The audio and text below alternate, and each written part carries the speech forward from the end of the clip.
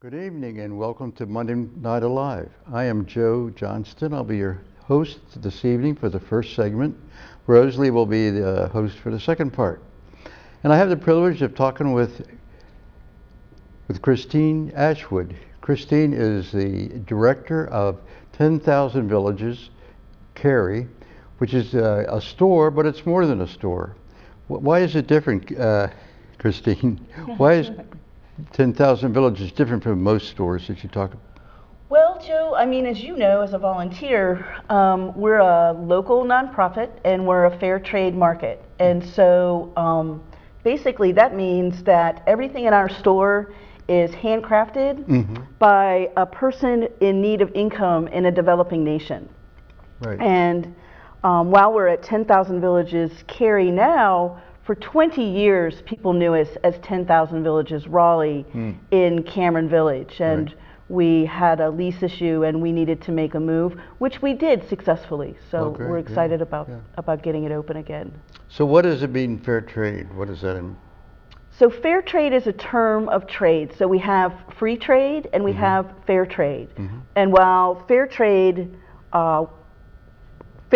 is really about 10 tenets that keep people working in safe conditions for fair wages in developing countries. So in our country, with free trade, we have certain things in place with our government. We have minimum wage, we have OSHA, we have lots of checks and balances to keep workers safe.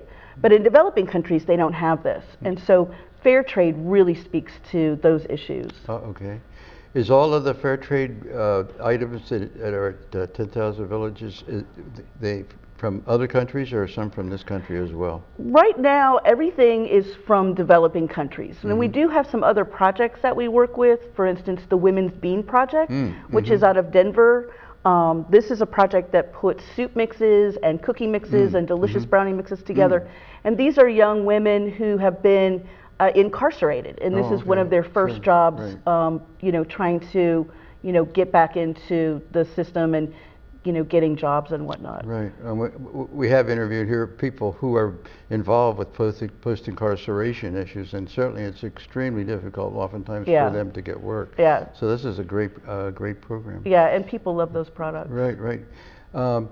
So where is it located? Where is the store located in Cary? So we're in the Shops of Kildare, which is a great little shopping center. It's got a Trader Joe's there, so there's another couple reasons to come out. Right, yeah. Get your TJs on while you come to 10,000 Villages. Okay. But it seemed like a good mix for us.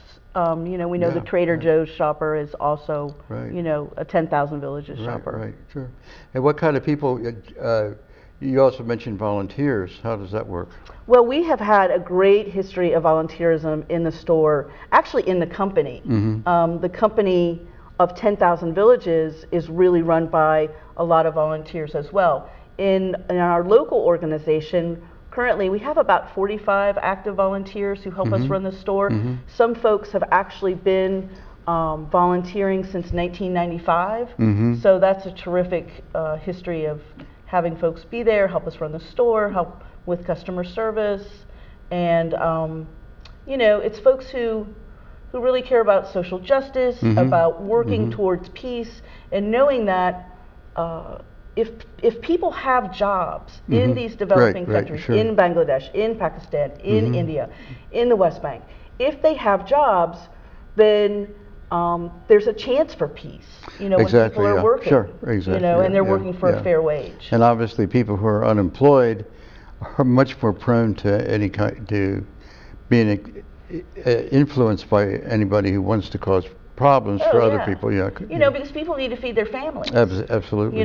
So for instance, we sell a lot of fair trade coffee. We work with Larry's Beans, which is a local company here. So that's kind of one of those interesting stories that's local and global. Larry's Beans is a local coffee importer and roaster, and they're a direct trade. And so the folks at Larry's Beans, they know these farmers. They visit them, they see them, they pick out their beans themselves, and then they bring them to Raleigh, where they roast them fresh all week long. So it's a delicious coffee, as you know. So for instance, in fair trade coffee, this really helps those farmers. The farmers who grow coffee worldwide are really marginalized. Right. And so as coffee is traded on the commodities board in Chicago, just like a commodity, it's actually, coffee is the second largest commodity to oil. And I don't think people really realize that. So much coffee is traded worldwide. Right, right. So the farmer who grows coffee for a larger company that's not a fair trade company can expect to receive between 3 and 8 cents per pound for their coffee. Wow. All right, which is barely enough to pay for the water, and it's just not enough money. Right. In fair trade coffee, we have an agreement with farmers across the board. And this is Equal Exchange, this is Common Grounds, this is all the fair trade coffee companies, of $1.62 per pound at least. Wow. So it just makes a huge difference. I mean, they're able to, feed their families, help their communities. Sure. And it also does, when people are growing coffee in South and Central America specifically, if they're not getting enough money to grow the coffee, well, they're gonna grow something else. Right. Yeah. Right alongside it, because they need to feed their family. Right. Sure. And people will do, whatever it takes. Right. Yeah. Now you've had an opportunity to meet some of the actual producers, haven't you? I have. I got to go to Peru 2 years ago, actually, and it was just a wonderful experience. 10,000 Villages refers to it as a learning tour.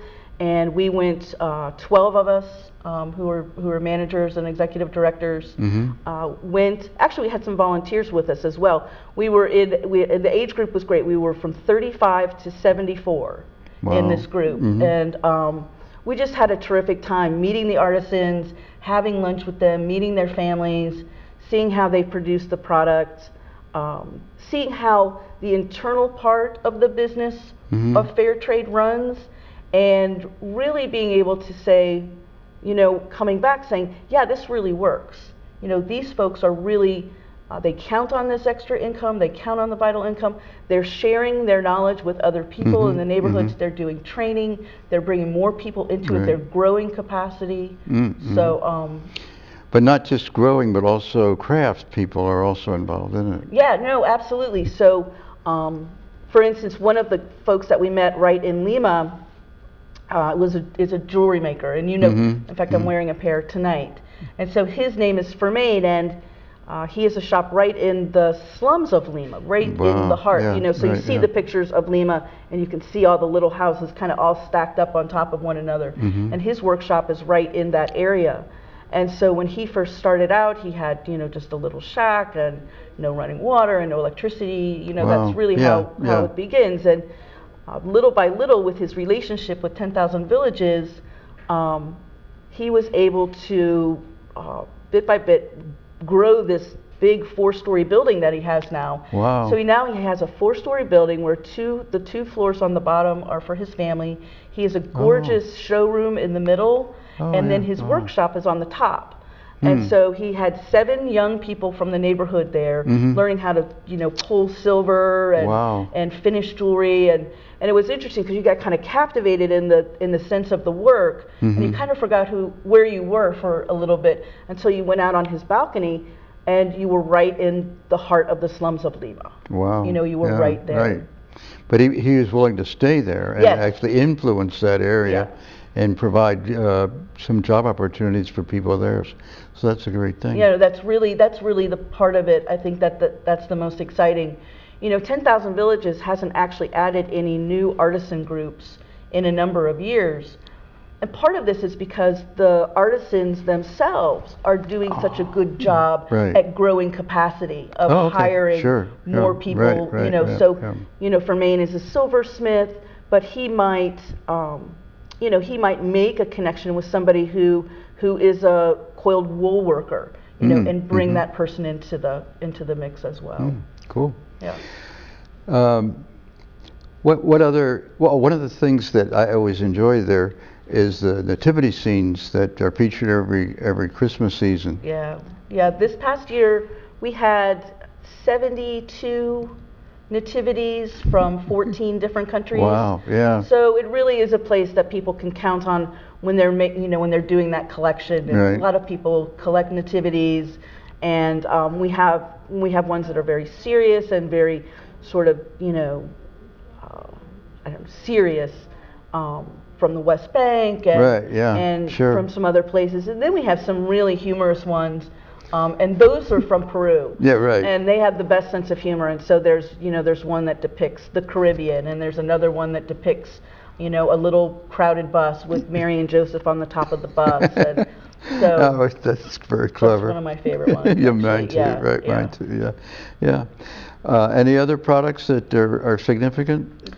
Well, I think really when you think about the products that are significant, for me, I think about the products that we know have. All of these products change folks' lives. There's no doubt about that. Right. But some of the products for me that come from Bangladesh are really the ones that touch my heart the most. And so we have, just our simple baskets that come from Bangladesh. Yeah. They range from $5 to $20. It's an easy purchase. There's no reason to buy a basket anywhere but 10,000 Villages. But when that workshop got started, that was one of the first workshops that Villages started with Doug Dirks, who is one of the spokespersons who's been around just forever and ever. Yeah. We actually went to Peru with, and Doug tells the story of so he found these baskets, and he found them on the streets of Bangladesh, but actually people were actually carrying other things in the baskets. So they're a working basket. Right, it's a working basket. Yeah. And he didn't care so much about what was in the basket, but he really liked the basket. So he went to the workshop. This is 25 years ago, 30 years ago, to this remote northern village in Bangladesh, found the folks that were weaving these awesome baskets, and started to work with them on how can we get these baskets to the United States, and what do you need? What's a fair wage? What's a fair price for these baskets? Sure. And what happens is artisans who are used to being sort of haggled in their own marketplaces to the point where the product really doesn't, there's no profit in it of their time or their effort or their materials. So Doug set a fair price for these baskets. And when he went to personally go pick up the first order, which was a small order of baskets, like 100 baskets, to get started, the young woman who's still the matriarch of this village and the folks that are making the baskets, it was the first time that she had ever held $25 in her hand. Wow. It was the most money she had ever seen in her entire life. Yeah. Wow. And now that village, we have photos of it from 30 years ago, and Doug was there about 3 years ago. Wow.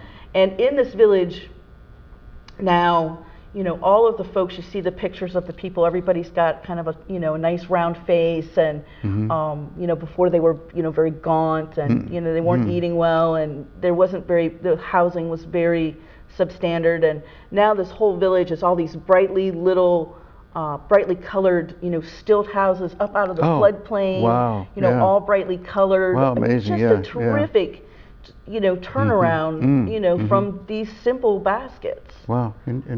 So that's for me one of our fundamental products. Right. Another thing is the carpeting. The bunyad rugs from Pakistan. Right. Yeah. Yeah. Now that's a really interesting workshop because it's in Pakistan, which we all know is a place that has a lot of strife and a lot of issues, and it's one of those places where if people are working, they're not getting caught up in the rest of what's going on around them, exactly, and being vulnerable to somebody coming and saying, hey, I can pay you, come with me, here's a gun, let's go, let's go. Yeah. And that happens. We know that happens when folks are not employed. So 10,000 Villages has actually made a commitment to the group, which is called Bunyad, to purchase every rug that they produce. Wow. So it takes between 8 months and a year to produce one of these rugs, depending on the size of it. Right. It's all hand drawn. Wow, yeah. It's all hand knotted. Wow. And so families work on these. So it might be the two brothers and the two sisters working on a rug for that extended amount of time. Now they have agriculture, and they may have some other things that they're working on. But for them to know that 10,000 Villages is going to purchase that rug, it allows them, they know that they don't have to take it to the market, you know, on their own and get haggled down and not get a fair price. Right, And right, you know, they know that it's going to be purchased for a fair price. Right. And you know, they do everything from, you know, like I said, they do all the artistry, they do all the hand knotting, but they also grow they also raise the sheep. Right, For the wool. They also grow the vegetables for the dyes and all the berries, and you know, it's just a lot of work goes into one of these. And they're gorgeous. And then there's also an emphasis not to use child labor too, right? Well, that's the, you know, that's one of the main issues. Right. Exactly. So, you know, fair trade provides for a fair wage, safe working conditions, no child labor. You know, the ability to organize, you know, no gender discrimination, no race discrimination, no religious discrimination. And oftentimes in some places you've got people of different religions especially working together, right? Absolutely. So in the West Bank, for instance, there's an olive oil that we carry and some soaps that we carry. And it's this group of women who are Christian, Muslim, and Jewish, and they all work together to create this beautiful olive oil and these beautiful olive oil soaps. So, you know, it gives, it's fair trade's so hopeful. Right, it is. You know what I mean? I mean, it's one of those things, like you can say to yourself, wow, this is one of the things that could change everything. Sure, right. You know, I mean, what is more important than people making a fair wage? Right, exactly, sure. You know. Yeah, otherwise they're obviously oppressed, and then for one thing, not only are they worse off, but we are worse off too, because there's obviously a danger for us. You know, for us, when people are oppressed and have nothing to do. And of course, I think this is one of the reasons that we see the rise of these extremely dangerous organizations and groups. Oh, I agree totally. I mean, when people are oppressed and people feel injustice, you know, they're going to focus that somewhere. And we're the United States. We're a pretty big target. Yeah, right. You know? Sure, exactly, yeah. The other thing for me is that when you think about a fair wage, when I think about a fair wage, I think about a fair wage for everybody. And so we know that if folks in countries, say like India, are paid a fair wage for their work, that when they're actually paid a fair wage for that work, that product price comes up a little bit, okay? And that's what we're going to talk, you know, the price of the product comes up a little bit, because somebody's getting paid fairly to make it. Right. Well, then it makes it so that some of those jobs could actually be repatriated back to the United States. Because now you don't have this wage differential that's so huge. Yeah, right. You know, you could get things a little more even by paying fair wages. And at the same time, these people are able to purchase things of their own, some of which would be from the United States. From the United States, exactly. Of course, obviously, technology, a lot of it, you know, comes from here. Certainly, that's very true. Yeah. Okay. What about we see a lot of things there from Africa, and they do some very clever things there. They do. The folks, we've had the privilege of meeting. We do workshops every year where we come all together, and we always bring artisans to come and talk with us. And so over the last couple of years, I've had the opportunity to meet a couple of people, a couple from Kenya and a woman from Uganda. And the woman from Uganda, her workshop helps make some of the baskets that we sell, the colorful baskets. But her main product is the shea soaps and the shea butters that we sell.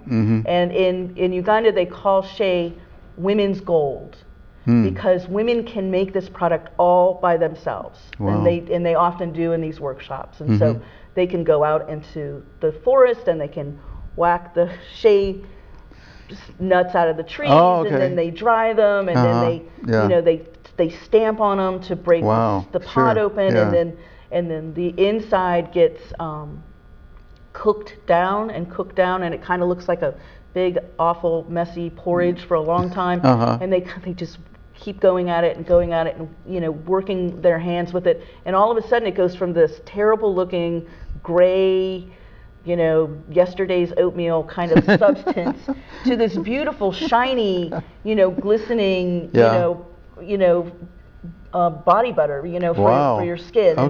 And she's really important to Uganda. So they use it not only for skin care, but it's a natural antiseptic. It helps heal bug bites. So it does a lot of things for them. So it's women's gold in Uganda.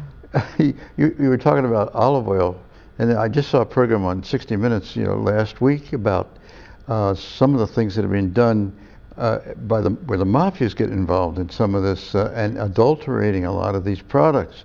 And I'm sure that 10,000 Villages and their procedure would make sure this is not part of what's happening. Yeah, that's true. That olive oil, all of the stuff that's going on, it's hard to know what's in your olive oil these days. But in this olive oil that we sell from the West Bank, we know it's fair trade and it's organic. We know where it comes from. If we needed to, you know, we could reach right out to those folks. I mean, that's one of the things that fair trade really provides is, and I feel like that's what we do at the store, is that we're the bridge. You know, we're the bridge between the artisans and the consumer. Wow. And you know, fair trade and paying a little more for a fair trade product like coffee or olive oil, although I think our olive oil is very well priced. You know, you get to know who made it, you know, and you can feel good because you know that they got paid a fair wage to do so, and being that bridge, being that connector between the consumer and the artisan, I think is really, you know, the most important thing, you know, that we do, that we're able to say, you know, we know these folks. We can show you on the website. We can show you their names. We can, you know, if we needed to, we could write an email for you. Right, sure. We could reach these folks. Right. And you have education programs at the store too, as well, right? We do. We do a lot of education programs. We do for a lot with kids. You know, kids love our store. It's so colorful. You know, everything looks so different. You know, there's lots to. It's very tactile. You know, so we don't mind. You know, parents sometimes shoo the kids. No. We're like, please interact, touch it, pick it up. You know, and so Nancy McMahon, who's actually been our education coordinator, I think for about 20 years. Wow. She puts programs together for kids, you know, from first grade to, you know, seniors in high school. Wow, So, you know, show a little video, do a little musical, you know, interlude. But when kids are, you know, hooked, and they say to their folks, you know, this is where I want to go. To get, you know, dad's for gifts. But dad's present. You know, I want to make sure I'm getting something. You know, that gives back. So, and then we do a lot of community outreach as well. Oh, great. So we'll go out and we'll speak to church groups. Oh, great. Okay. Community groups and school groups. Just, you know, really, we don't really ever say no. Right, and obviously, if you would like to, there's the contact information on the screen right now. You get in contact with Kristine or any of the other people that work out there, and be glad to set up some kind of a program with your church group or congregation group, whatever. That would be great. And another thing that's really prominent there at 10,000 Villages, and especially in the African products, is the use of recycled materials. And a lot of our artisans do from all over the world, but in specifically items that are coming from Kenya and South Africa, they often are using recycled soda cans to make beautiful giraffes and earrings and jewelry and you know, just it's amazing what how the artisans are just, you know, very resourceful, and that's another part of fair trade, is making sure that the product is a sustainable product, that it comes from sustainable resources, that it's a non-toxic nature, you know, all of that as well. But we have lots of beautiful jewelry that's made from recycled items, and one of the other things, and this is from Haiti, but people just love the cut metal sculptures that go on the wall. And those are all from the recycled oil drum. That are just, you know, so what do we have? We're in Haiti, we don't have anything. You know, we have this, you know, big pile of oil drums. Right, yeah, sure. So they make gorgeous Wow, cut yeah, metal yeah, right. things for your house and for your Yeah. garden. And I think sometimes the very cleverness and entrepreneurship of the people there, especially when it's combined with what the marketing and what people are interested in, which of course is what 10,000 Villages does a lot of time, lets those people know, well, this will go well in the United States, you know, and obviously that's a big help to them, because obviously to make a product that people will want, right, is a great benefit not only to them, but to the people who are buying it, and obviously that creates much more incentive to purchase there. Yeah, I think what 10,000 Villages has done over the years, people come in and they want to know, is it separated by country, or, you know, how is it separated? It's actually separated by color and texture. And so within each set, there are tones. So if you know that your home is more of an earth tone home, you can go right to where we have our earth tone collection. Right, okay, And in sure. that collection, you'll find something that's paper. Yeah. You'll find something that's ceramic. You'll find something that's stone. You'll find something that's wood, so that you can build on your collection, you know, and really make your home really gorgeous with these items over time. We do have designers who go right to the artisan groups, and they, you know, talk to them about what you were just saying, you know, about what are the color trends coming up in the United States, and, you know, what are customers asking for? You know, we take a lot of feedback and pass it on from our customers. And how are you fixed for volunteers? Are you always looking for volunteers? Well, we're always looking for volunteers, and in fact, we're doing, when we opened the new Cary store, we just got everybody wanted to volunteer. They wanted to volunteer right then. Like, get me behind that cash register. I want to help. But we had to wait till after the holidays. Sure, right. Too nutty. Yeah. But we are going to have our very first new volunteer orientation on January 20th from 7 to 8. We have some folks that are already signed up, but if you see this and you want to pop in, we'll be very happy to have you and talk to you. Great. Okay. And one of the cool things that we do with volunteers is I feel like we do some really good training. You know, we train the history of the store and the history of the company, as well as fair trade, and then we give folks a pretty good lesson on, you know, how to be a retailer. Oh, really, great. Okay. You know, yeah, sure. And then it's just nice to be around a group of people who are like-minded. Oh yeah, right. Yeah. You know, yeah. I'm sure I've done that, so I know. Yeah.